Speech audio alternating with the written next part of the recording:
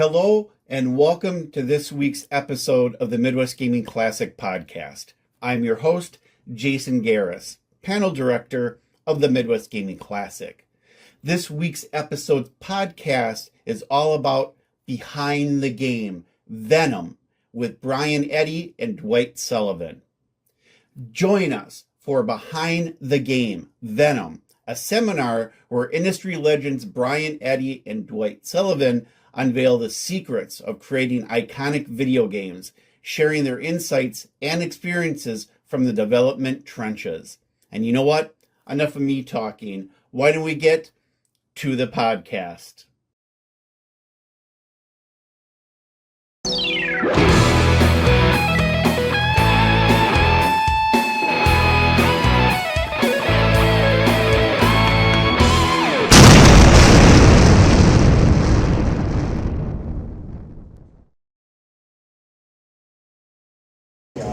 So, how many of you are here for the Jaws Pinball panel?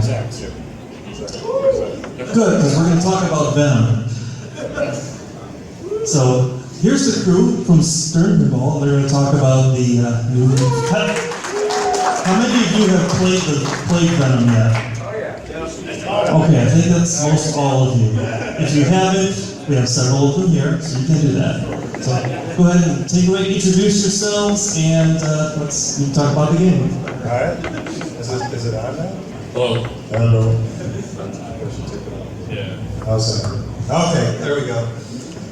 Okay, well, let's jump in. This is the making of Venom. I'm Brian Eddy. I'm the game designer behind it, but I kind of see everybody on the core team as a game designer. So first off, of course, is Dwight Sullivan. How you doing? Okay. Infamous Dwight Sullivan.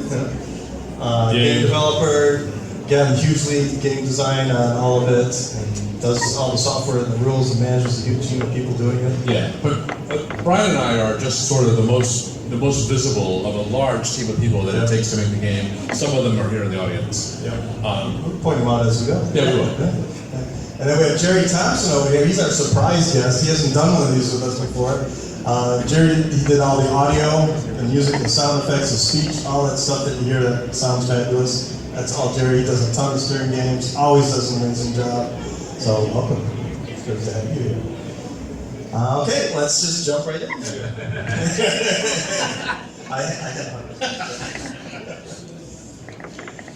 Okay, let's jump in. Okay, so we want this to be interactive. If anybody has any questions along the way, feel free to just raise your hand, shout them out, whatever. We'll try to do our best to answer them, but we'll probably, if we have some time, we'll do a little Q&A at the end. Are these dance moves? That looks like dance moves. Yeah. So this is like when you see this picture, get up and dance. Okay, like I was saying, right? It's a huge team that makes the game, and there's like a core team of people who are on it almost the whole time from start to finish. That's everybody here you see on the screen. Me and Dwight, artist Jeremy Packer, people know Zombie Eddy. Didn't have a picture of him, but there he is. No, that's his picture. Oh wait, that's not him. That's close. Just a drawing. It's very close. It's not artist really rendering. Is it a self-portrait? It might be. And then there's Jerry, right? He's there from the beginning of the team, and Paul, who's in charge of the video, but there's lots of guys out here. I see Mike and Tom out there. Well, and Zach. Zach, Yeah. yep, who all did the video display, all the artwork that goes with it. Yep. Kevin's here. Kevin's in the building actually. Yes. So go bother him in the tournament right now because he couldn't. He's like playing in the tournament instead of sitting up here on this table. Right. So like go up there and yell at him. He was pretty happy that he made it into the finals, so we felt bad. And he was out here just a couple minutes ago, and he said that if there's anything mechanical you like about Venom, it was him, and anything you didn't like about it mechanically, it was Tom. That was what Kevin said, and it's sort of right. Yeah, Tom kind of started the project, and then Kevin came on and took it over and followed it all the way through. Did an amazing job with all the mechanical We stuff. love Kevin. Yeah, he's awesome. He's a huge pinball fan, and he did a great job. But in addition to that, right, there's a huge support team, and I've probably missed a few people on this because it changes over time, but from electrical to support programming, System programming. It's not just Dwight programming. He's got a whole team of people who work on it. Corey, who did an amazing job on Venom and all the support programming. So it's a huge team of people. The video artist team that does all the video, you can see there's a huge list of people there, and I'm sure there's people missing. Yeah, hopefully. I mean, hopefully we got them all, but I'm sure. But yeah, it's big. Okay, so every team kind of starts differently, I think. Every designer kind of approaches it differently. So this is just how I tend to do a game, and how me and Dwight and everybody works together. But as you'll see, if you ever see these from any other designers, they all do it different. I generally start with a blank sheet of paper, the license or themes defined. And then you really start thinking about what's the story, what's the core experience, what's the shots, the toys and stuff. I start trying to pull all that together. And this is a really early on whiteboard sketch for me and Dwight. Yeah. So this is just we learned. So all that's happened so far is we learned we're doing Venom, and we learned from Marvel the things we get to put in the game, and we have to decide what's it all about. So we did some homework, we did some due diligence, and then we met and we just started throwing ideas up on the whiteboard. And you can see there it says like Captain America, and we were going to have Captain America as one of the team-up characters, but then we learned that he had to be Venomized, and we already had like this Venomized idea, so we moved Captain America down into the Venomized, group. Licensors make a lot of choices for us, what we can use and what we can do. So it always has to go back through them. Yeah, Marvel's very interesting. Like if you're doing Deadpool has a whole universe that you can use, and then you can't go outside those boundaries. And same with Venom, same with every single one of their characters. They all belong to a particular universe. And that's why some of the more recognizable characters like Hulk and Wolverine, they're Venomized versions for Venom. Yeah. They're not just the regular ones. Yeah. So then I start in with playfield concepts. So this is like in AutoCAD, this is an initial early sketch of the layout of the basic shots and some of the toys. Some of this you can see that echo pretty closely to the final game. And we'll go through a couple of these pieces in a little more detail. So some of the initial toys and some of the sketches are here. You can see the first one is the fast locks, which I think is one of my favorite features of the game. Yeah, Getting that ball back really fast. Great. Yeah, it feels really good. And we didn't really know at the beginning if it was going to feel great or not. It started out as a stacking device. Were you really thinking about putting 3 mechanical switches there? Well, yeah, you can see them right there. Right. My expert drawing. Yeah, your expert drawing there. Yeah, they're all equally spaced. They need to be opposite. And it ended up working out really well after we realized how fast we can trigger balls through there and how smoothly they come out. So. And you see in the top right corner there's a wheel, and you're going to see that's a wheel that never made it in the game, but it was one of Brian's ideas. It's pretty cool. It's a wheel where it can turn and stop, and each wedge had 3 different lights. So you have like 24 different features, or maybe 3 different games that you're playing on this wheel at any given time. And but you'll see it go through its progressions as Brian shows you different whitewoods, and then eventually it's cut. Yep. And the bottom, of course, is the doppelganger feature on the right-hand side, which doppelganger started out just being a device that goes up and down. So when it was activated, it just came down. But after we started going along, you'll see that it was kind of in the way and blocking stuff. So we came with the idea of, well, how if we could have it swing out? Yeah. I think Tom and If you think it's cool, it's my idea. Tom and Kevin made that magic work, which was awesome. And here's the Carnage mech. Carnage originally, he went all the way up and then fell off the back. That was the concept, right? So you know that you knocked him. Yeah, through the back panel, and then you wouldn't see it anymore.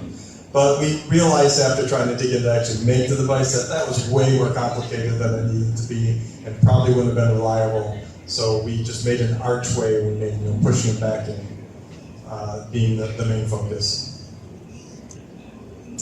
Okay, so this was, what was it? Change? I don't know, but you. So when you made this, so he's making fun of me because I hate that phrase. It's a great phrase.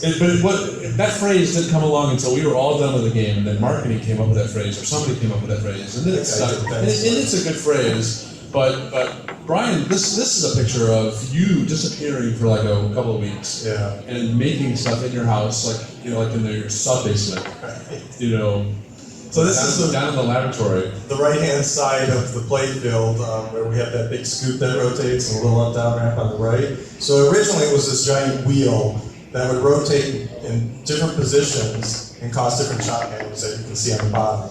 Now, most of these shot patterns, I think, ended up in the game, but from a mechanical standpoint, they had to rethink it a bit to make sure it was going to be, one, reliable, and two, that they could level it on all four corners to the playfield so the shots would be smooth. Yeah. So just if you don't understand, like the wheel sits there, and all three shots are a particular path, and then the wheel rotates, and now the shots change. They either go up, or they go down, or they stop, or they come back up around, and that's all Brian. Brian he's a mad scientist. Okay, so then we have some basic ideas of what's going to go on the playfield. So we do start some rule development. And this is an early drawing with some scribbles on it. Yeah, it was good. Yeah. All right, so this is us. So you can see the grid is already there, but we haven't figured out the whole box thing yet. That comes in a team meeting that we have later. You can see the shades of it down at the bottom. Yeah, we knew that the different hosts would be selecting a different line of guys and working your way toward the final bad guys. Yeah, and the light layout is different. You can see it over where the change your shot patterns are. Over the mechanically, that's a totally different layout than what we ended up with too. Yeah, so that rotating wheel is still there, and the big wheel is back here in the bottom right hand corner is that 24 light wheel. It's still in there. Yeah. Oh, this is neat. So we're changing hosts, changed the game. The phrase still didn't exist, but this is me figuring out, well, depending on where our shots are, each host is going to have a different set of combinations, and this is me just trying to figure it out. Yeah, looking at all the shots and trying to make a unique pattern for each of the hosts. And then we want different rules. So like early on, I mean, this was back on the first Whitewood. Right, that's when we kind of decided we wanted to, every single host, we wanted to really lean into, each host was different. The music was going to change to a different genre. The playfield was going to change. The lighting was going to change. The rules were going to change. And this is us trying to figure out, which hosts did which rules. To try to make them all unique and different, so it feels like a bigger game, right? There's different ways to play it. Every time you pick a character, you have different strategies. And this is a great program. This is Lucid Spark. I get a kickback. But it's a great. So during COVID, we all started working at home, and now we often still work at home. So we had to figure out ways to. And then this is a great little whiteboard thing that I use all the time now. Everybody wanted to know that, right? It's key to the presentation. Yeah. Okay, so then we also start the cabinet and backglass art. This is obviously Zombie Eddy. Does an amazing job, of course. And this is his early black and whites. It's not complete, right? He's just getting characters in, composition-wise, getting the feel for the action and the feel of it. You can see some color. And here's the Pro, again, black and white before he adds color to it. And we go through all these stages with the licensor too. They see every step along the way, and they have to prove it all along the way. So if there's something that they don't like, or the character's represented that they don't like, we have to redo it. We don't really have much choice. But they love Jeremy, so it works out really well. And Marvel was great to work with on this project. They were great. They really did. On the front. Yeah. This is a premium backglass, and early pencil of that. There's some of the color coming in. All right, so show the rest, and I'm going to ask you. Okay. And then the LE, which is I think my favorite of the package. The LE is pretty great. Yeah. So raise your hand. So I'm going to ask you, which is your favorite art package for Venom? Pro, Premium. That's a couple. Premium is my favorite. So this is an honest hand raise now, or the LE. Go back one. Oh, look at that! We got a whole bunch more Venom. Starting now. Wow. Yeah, the LE is pretty great. So I like the premium because it has Spider-Man, but the LE is pretty great.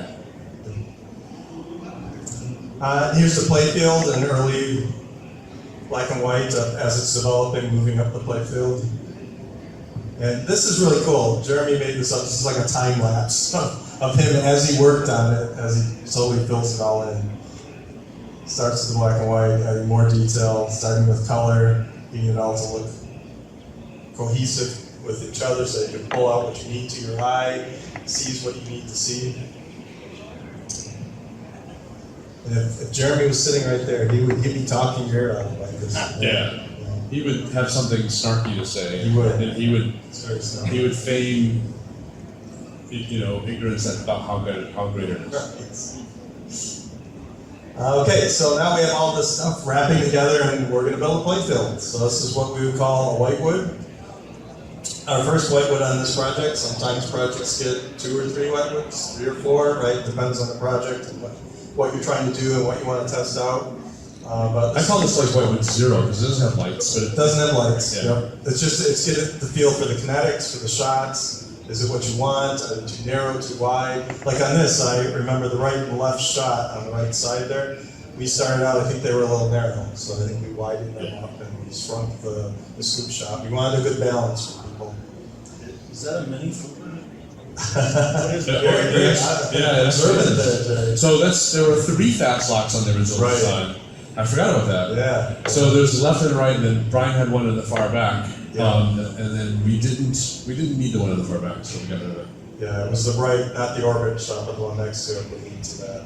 And is there an up-down ramp in the middle of the ramp? Yes. So that left ramp has an up-down ramp in the middle of it, where if it was up, it would feed the ball over to the right-hand side. Oh, you can see it there. Yeah. Yeah, see both of them there.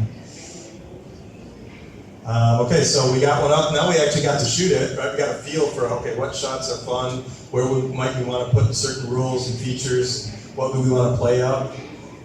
So we started diving deeper into rules. Right. So now spreadsheets get bigger. Yeah. I love spreadsheets. I've spent a lot of my time organizing, developing the game because I think that's what I do most is I develop games. So this is me trying to figure out, how am I still keeping all of the guys separate, and what are all the different things they can do, and how does it all work? You don't need to read any of that, but you can just see that a lot of thought goes into change the game, change the host. There, I said it, okay. Good job. Choose your host, change the game. Is that what it is? Choose your host. Choose your host, change the game? Okay, I'm going to forget it 10 seconds from now. All right. Oh, this is a good one. Yeah, so this is programmer artwork. So you'll see the real thing in I the know you video. can't tell. So the real thing, Tom actually made the real thing. He's sitting right there with a black hat on. But this is me, and you'll see that how close my artwork is to his in a minute. But this is me explaining to Tom what it should look like. And somehow he understood this.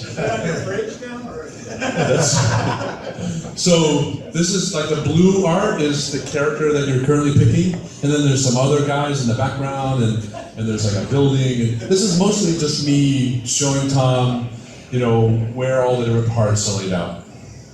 I see what it says here. Right. Did we have the scores in the final draw? In the final? I don't know. I don't think they are. And then the right picture is so in the beginning the 12 lights, the 12 mini modes.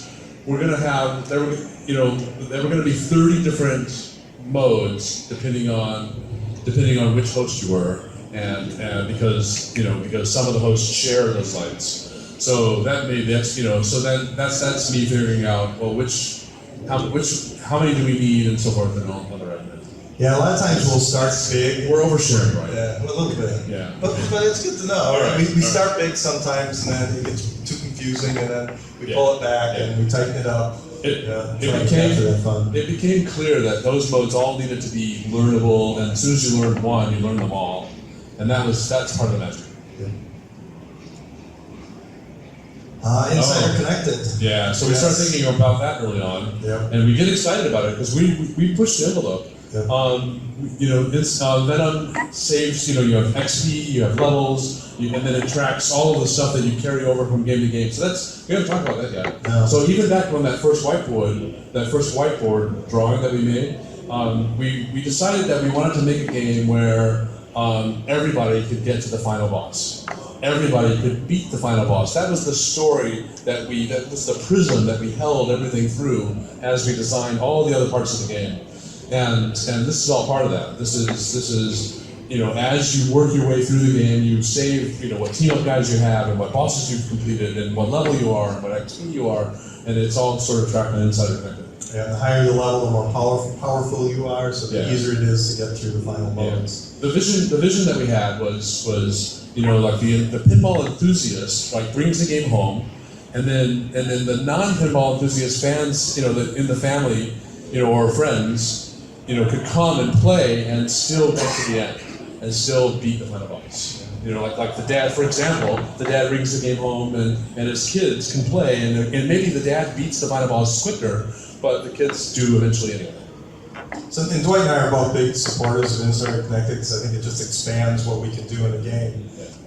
So we try to focus on it and try to give people more for that too. But the flip side of that is the game is incredibly fun just as a single one-off experience without saving anything either. Yeah. And we made sure of that too. We wanted it to work both ways. Not every game is connected. Yeah, that's the number one rule. The number one rule is all the game needs is power and a player, and it needs to be fun.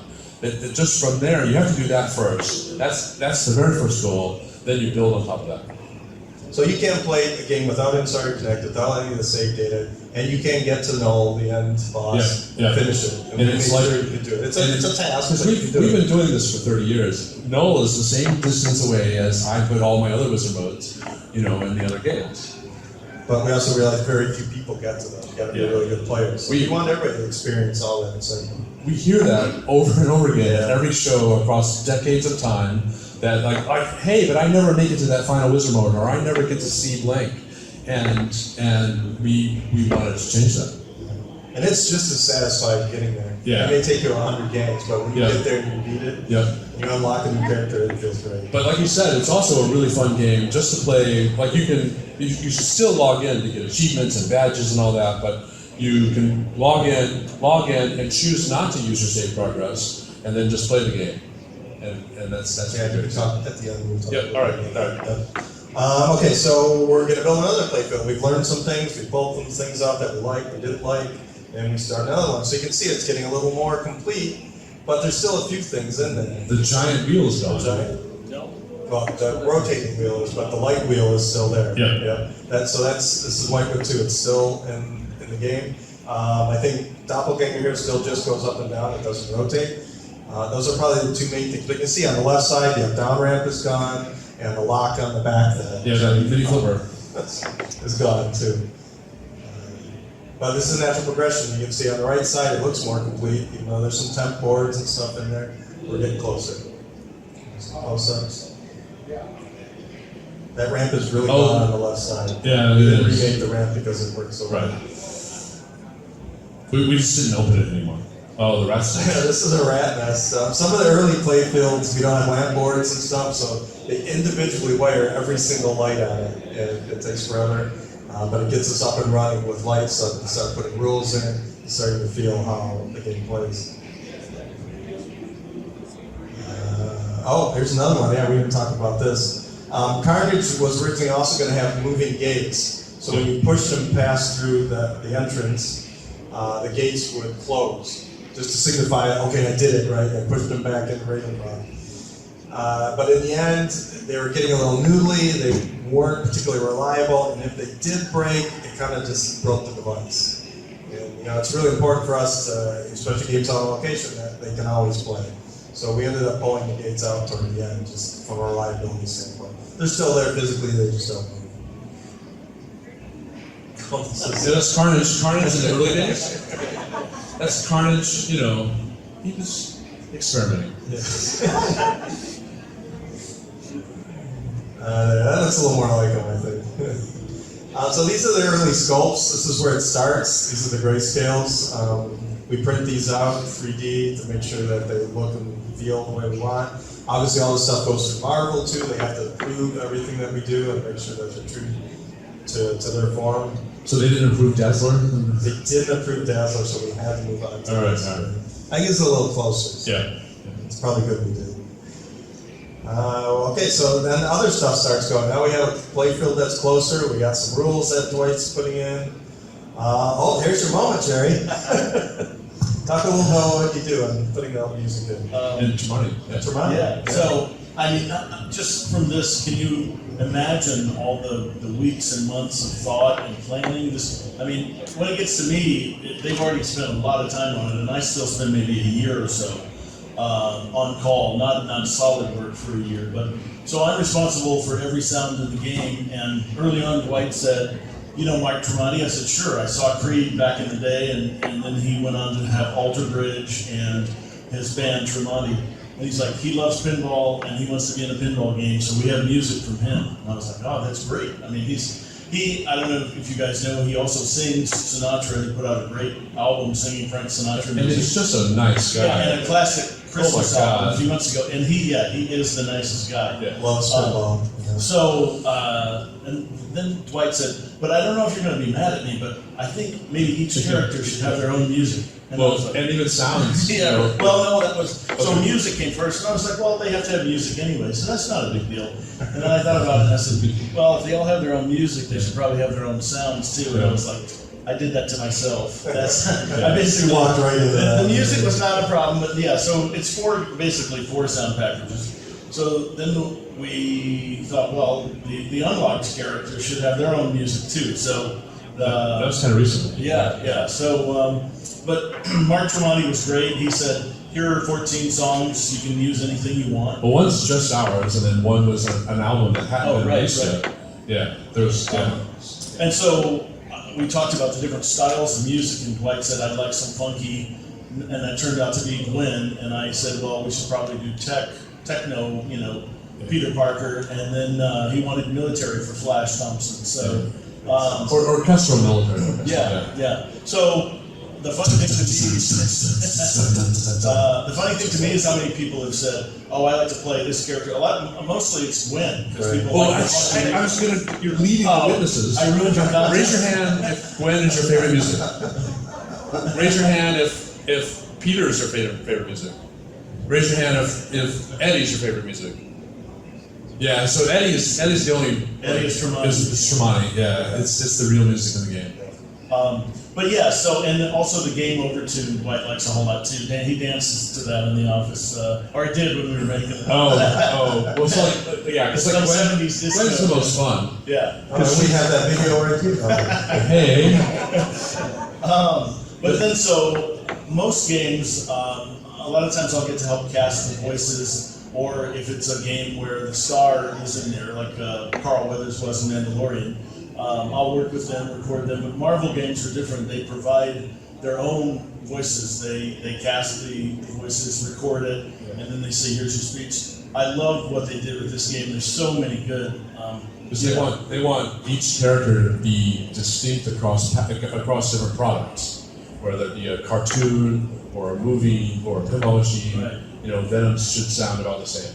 And I mean, they turned in some great speech. Yeah, we're always a little worried, right, when we give control over completely to Marvel. Because pinball's kind of unique. Anyone. Yeah, anyone really besides us. Because pinball's pretty unique, and you know, you want it exciting. It's like starts at like a level 9 and goes up from there. Most pinball speech, but they really knocked it out of the park, and I thought they did an amazing job. So I just thought, you know, I have to look at every switch, every target, ramps, and then after all those sounds are made, then we get the videos that these guys, Tom Kisvat, Mike Kisvat, they have been, and Zach, they've done so much work on games, and you have no idea. They are superstars right there. So give them a hand. Yeah, absolutely. So after all the basic sounds get in, then we start getting videos from them that also need sound. So when you see a mode start or an end, that all has to be scored with sound effects that match the action that they animate. And like, you know, exciting stingers or fanfares like when you make an achievement. So there's a lot of stuff that goes into it that when you're playing, you never really think about. But Dwight and I have done every one of his games. Ghostbusters was my first game. We're like married. Yeah, and he taught me how to make a great game. So yes, we've done a lot of games together, and luckily got to work with Brian. I mean, Shadow was one of my all-time favorite games, and so it was exciting to get to work with Brian. All right, that's great. Awesome, thanks. Okay, so now we have a bunch of music and speech and all sorts of fun stuff. Some of the other things that go on, we test all the devices, right? Anything that's new, we try to put on a life cycle test for months and months. We drive all these mechs until they break, and then we see what broke, and we beef that up or change it or whatever we need to do. So we do a lot of Yeah, okay, there on the right side, you can see it. That's obviously Carnage being tested. I think this test actually has the moving gates in it too. This is where we learned that the gates probably aren't going to work. Yeah, they just weren't reliable enough. And sometimes you're trying to really fit something in a small space, make sure there's no ball hang-ups and all those things. So it's not always as simple or easy as it looks to make these things work reliably. But we spend a lot of time with this test. We have a whole room at Stern that just tests like incredibly loud. You don't want to go in there. Yeah. You actually have to wear headphones but there's all sorts of games all being tested life cycle. Okay, and here we go. This is the video display. Right. So along this time, right, we have enough defined with rules, and we got some audio going, so we start digging deeper into the display art.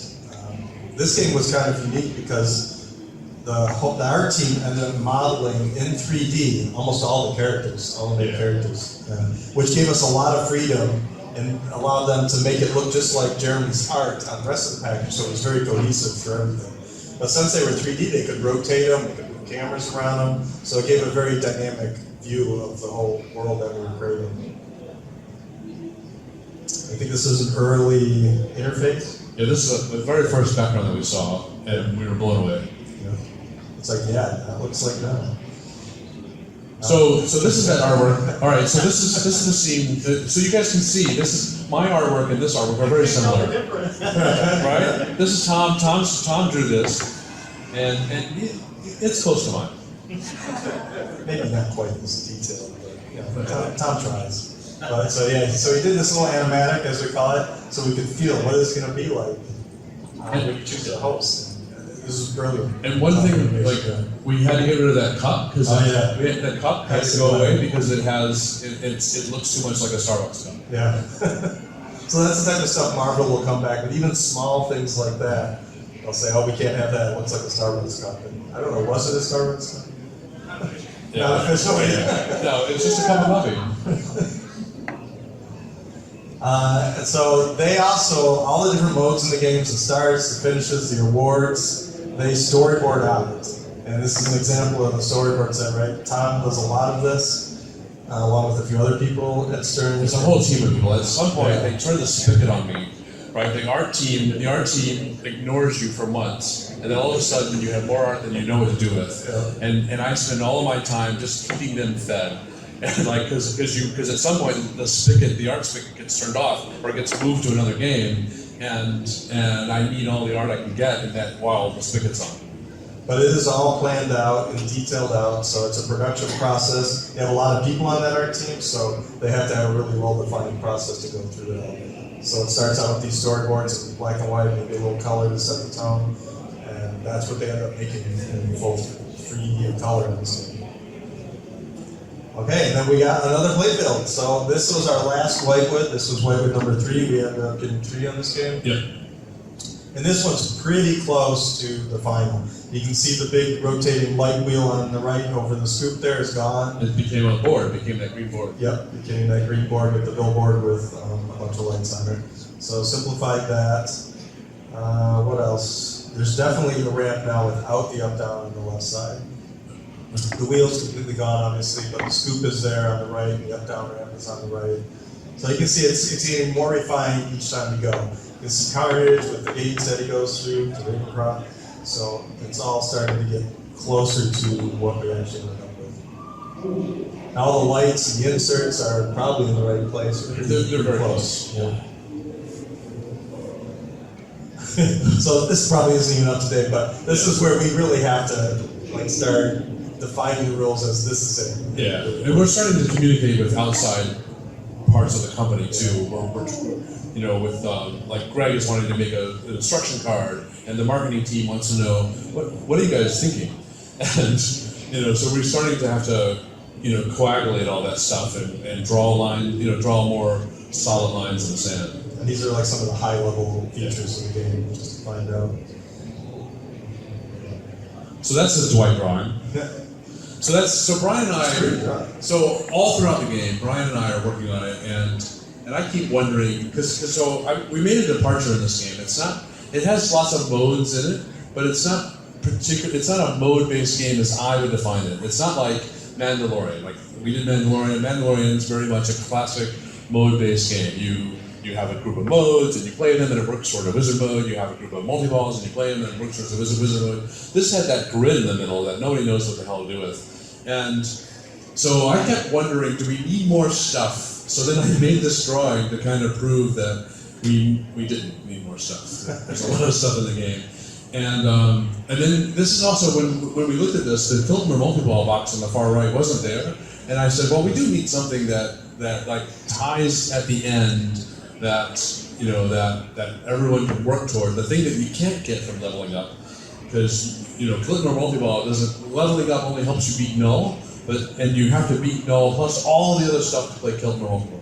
That's really the end-all be-all mode, because Yeah. you have to play everything Yeah, in the game. and it's good to have a mode you can only get to from playing in one game. Yeah, it'll always be a challenge for a lot of people out there. Yeah. Far off. Even once they beat null, 2-3 times, unlock everything, and still can get to the entire multi-ball.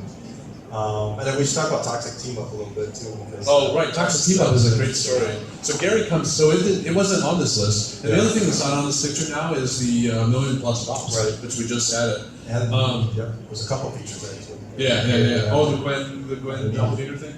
So, but Toxic Team Up it came along because Gary Stern came and played our game. And it was awesome because, because he doesn't care about rules. He just wants to flip the ball and have fun. And his skill level it hasn't changed much in 70 years. And so he played and he got Doppelganger, he got Carnage multi-ball, and he got Mayhem multi-ball, the three main features of the game on his first game. And Brian and I are just like, we didn't do it, but we were like high-fiving each other. But then he left and he liked the game and he said he had a good time. But we were talking then, and we thought, well, maybe, I think it was your idea. Yeah. I think that we needed a wizard mode, a low-level wizard mode that Gary Stern can get to, or can at least, tempt Gary to go a little bit further. So we made a Toxic Team Up, which, you have to get the three main features in the game to then get this wizard mode. It's not like the other wizard modes in the game. By God, it's not, nearly as hard as Splitner multi-ball, but it's a wizard mode that Gary Stern could go after, and people like him. Yeah, and truthful, even for me, like I won't get it every game. So it's always something that one out of maybe 3 or 4 games I'll get it if it is good. Yeah, my skill isn't much different than Gary's. It's just I know what's going on more than he does, and yeah. Yeah, so we really think about the pacing of a game and making sure that it stays interesting. It keeps evolving. If you keep the ball and play longer and longer, we pace it out the best we can so that all skill levels can have a good time and feel rewarding. All right, so there we are. We're jumping to the final game now. Things move really fast at the end here because the production line is looming and we got to get there. So, bam, there we are. That's the LE. Yep, that's the LE. This is the first LE. This is the first one made. The cabinet out on the line. First play builds that we got in, and we seen them with the sparkly backgrounds on the cabinets and stuff, and we're blown away. Yeah, Jaron, every package is amazing. He did a great job. So Foo had just come out not a few months before this, and I thought that was Jeremy's best effort ever, was Foo Fighters. And then I saw Venom like in living color, and I'm like, no, Venom is better than Foo. Raise your hand if you agree. All right, good. Everyone raised their hand. Yeah, that's amazing. Deadpool? No. That was a long time ago. Ghostbusters was better than Deadpool. That's George back there, by the way. He might be biased, I'm not sure.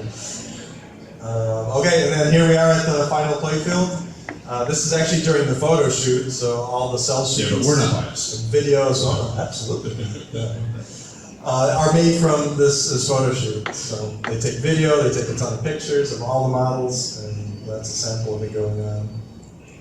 And then we get to launch. And we got to launch at Comic-Con, which was really exciting. Yeah. Great place to launch Venom comic, right, is at Comic-Con. And it was a great experience. We had a huge hall set up with, I don't know what we had, like 16 games or something. A lot, yeah. And it was like packed the whole time. People were playing for all 4 days of Comic-Con. It's like 100,000 people. How many people go to Comic-Con, George? Jody? A lot. It's a lot of people. Yeah. Yeah, it was busy. And we had some on the main show floor too, a couple games. which was awesome. So great exposure, great place to launch it. This is one of my favorite because Dwight and I did Mandalorian before, and he actually came and played Venom. So there you go, Mandalorian playing Venom. And that's it for the making of part. Dwight has an addition here. This is the bonus round. This is the bonus. Right. Yeah. So go ahead. Like here are giving us. And so we put a lot of effort in every game, not just mine, but we all put a lot of effort into different things we put in the gameplay menu. And I just wanted to show everyone that there's lots of different ways to play. Hey George has a question.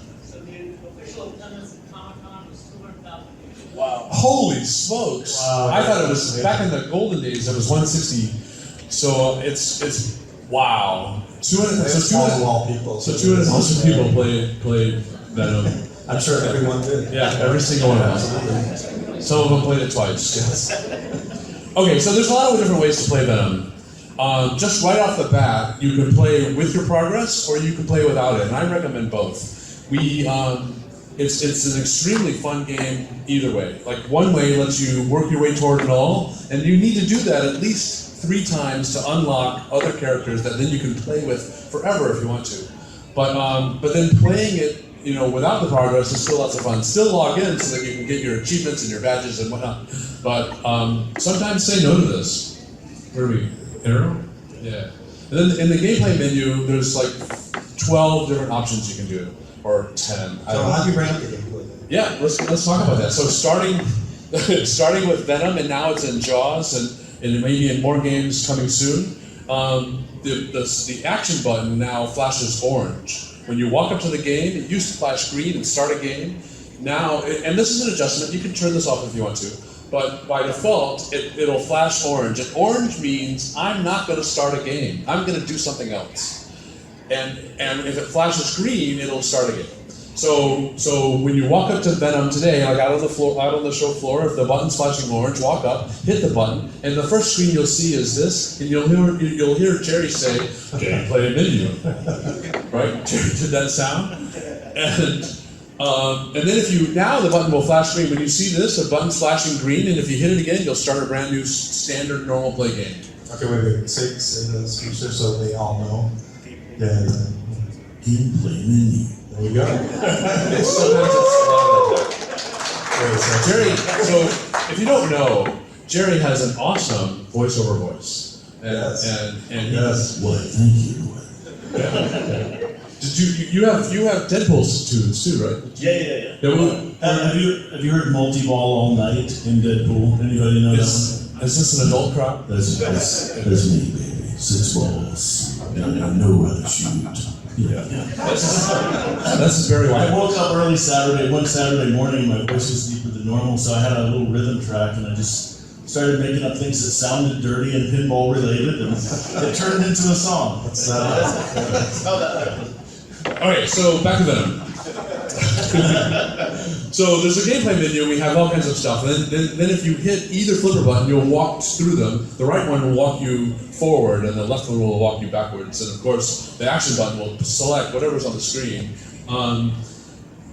So one thing that you can do is you can go to this adjustment. It's always, in my games, it's always the very first adjustment in the feature adjustments, and it lets you set by default anything that you see in the gameplay menu. You can just set that, I want that to be my default.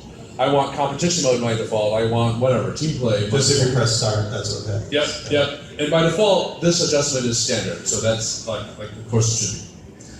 So then there's standard. So this is the game. This is the gameplay menu. You can use the filter ones. By the way, George made me add these orange buttons.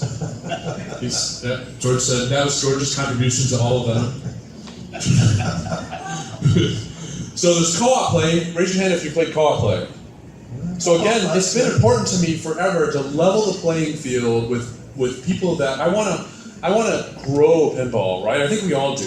Everybody in this room probably would love it if all of their friends love pinball as much as they do. So co-op allows pinball fanatics to bring in pinball adjacent fanatics to enjoy the game.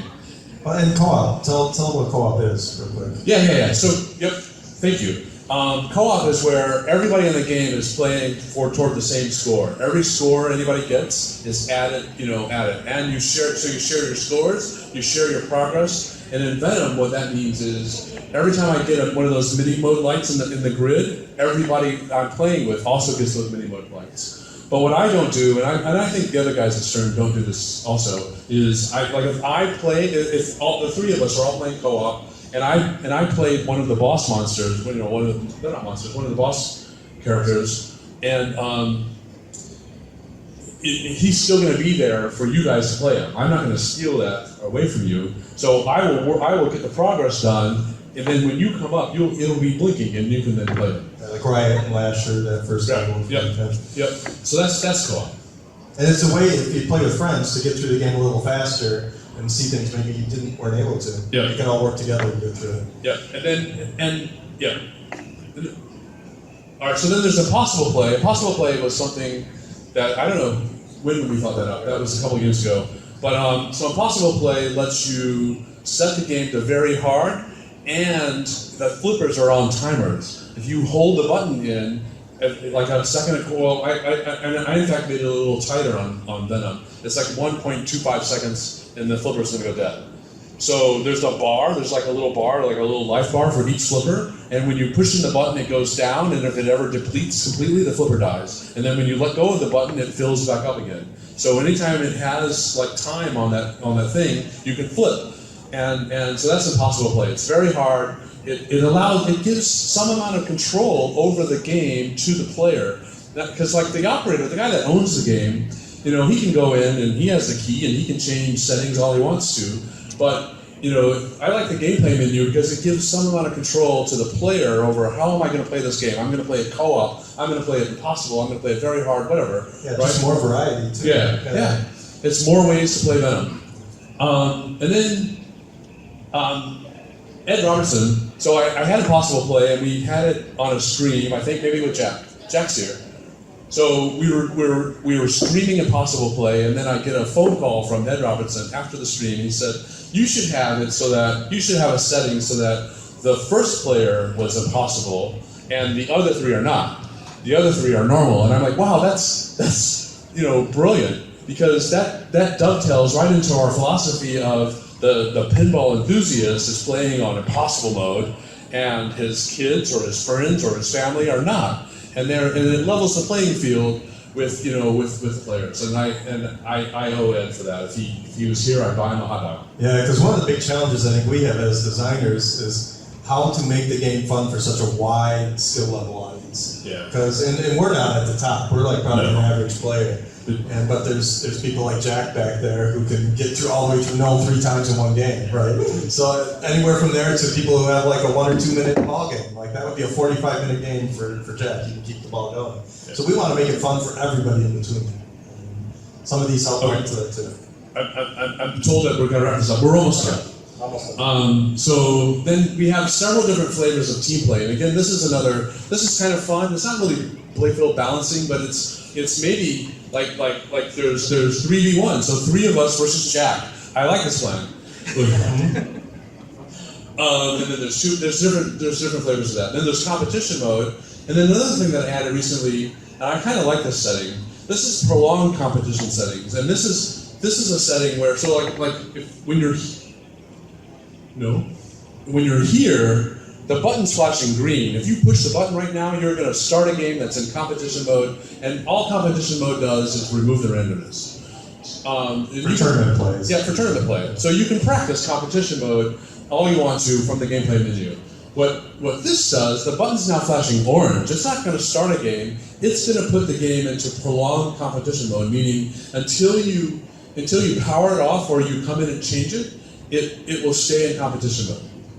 And so this is for people that don't have the key, they don't own the game, but it's a tournament director that wants to just start a tournament at a particular location. He can set the game into competition mode using this setting, and then just walk away, and everybody for the rest of the night, it'll be in competition mode.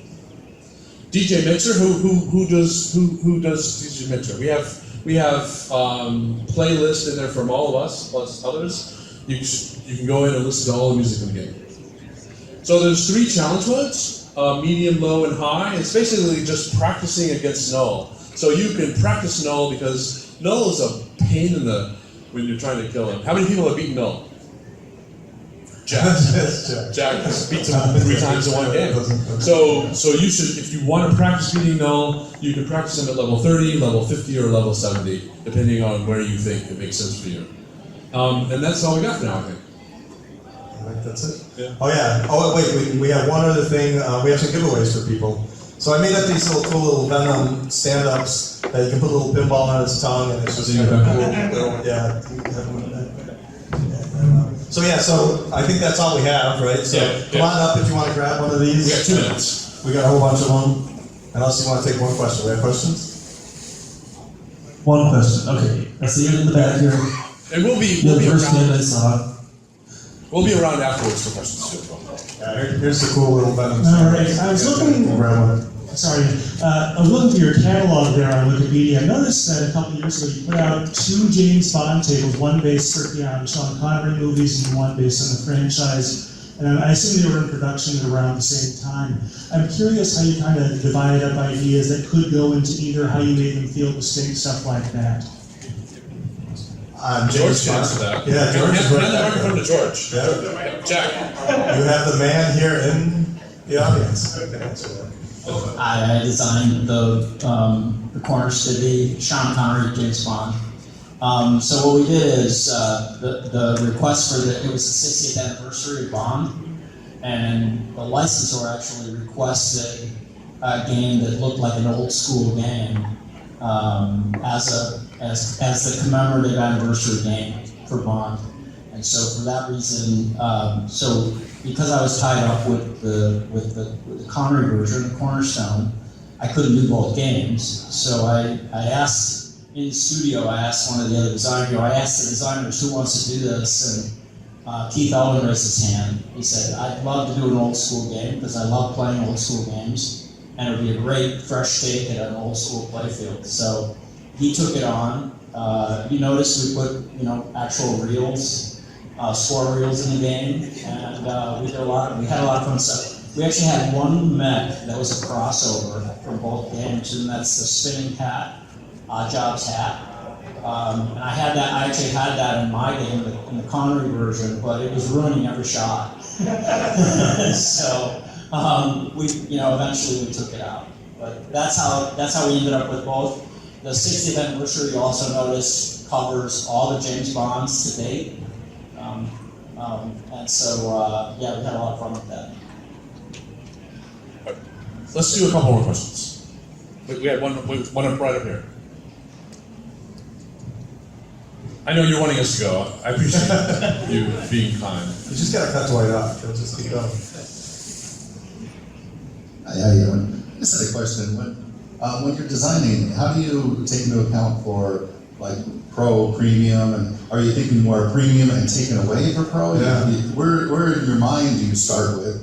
Yeah, that's a great question. And then another question I had along with that, is there any that either you worked on or just enjoyed playing that you thought the pro kind of nailed it and the premium and the higher was just a little overkill? Like you just enjoyed maybe less on the playfield with the pro. Right. You do the first question. Okay.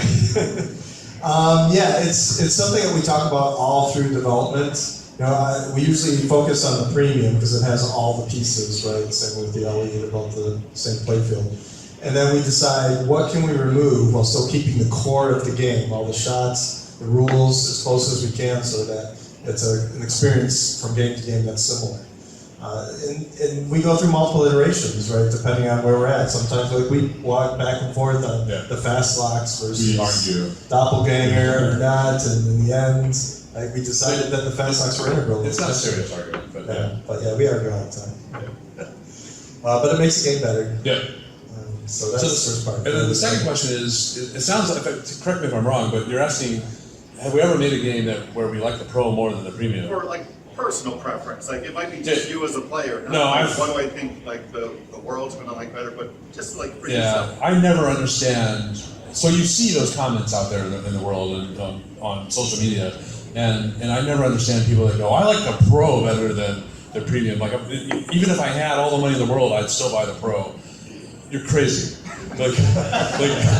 I always get really excited about, because like Brian said, we usually have like 15 things we're putting in the game, and then even the premium is like we're picking and choosing the cream of the crop just for the premium, and then you're pulling off more things for the pro, and I'm like, no, the premium is always better than the pro, from my personal point. I like toys too, so I generally pick the premium. But sometimes pros can be a faster experience too. So I think that's why some people like them, depending on the game and how. But they're still crazy. I love the swing out doppelganger. That's one of my favorite things to try to shoot the bird target. That's a great toy. I think we're done. I think we have to. Let's have a round of applause. All right, thanks everybody. How about the Venom? And there you go. That's the end of this podcast episode. I hope you enjoyed it as much as I did, learning about the Stern pinball machine development of Venom. And Venom is a pretty cool pinball machine. I highly suggest finding it and playing it. It has many levels to it, and it's not an easy game. It's enjoyable, but it's not easy. It is a challenge. So be prepared to really play for quite a while to get every target that you need. And with that said, that's the end of the episode. I am so glad and very happy that you have joined me once again for another podcast episode. And remember, please like, subscribe, and comment no matter where you find this episode. May it be on YouTube Podcasts, Spotify, or Apple Podcasts. I really appreciate you watching, subscribing, and commenting. It means a lot to me. And that's it. That's all I have to say for this episode. And with that said, take care, stay safe, and game on.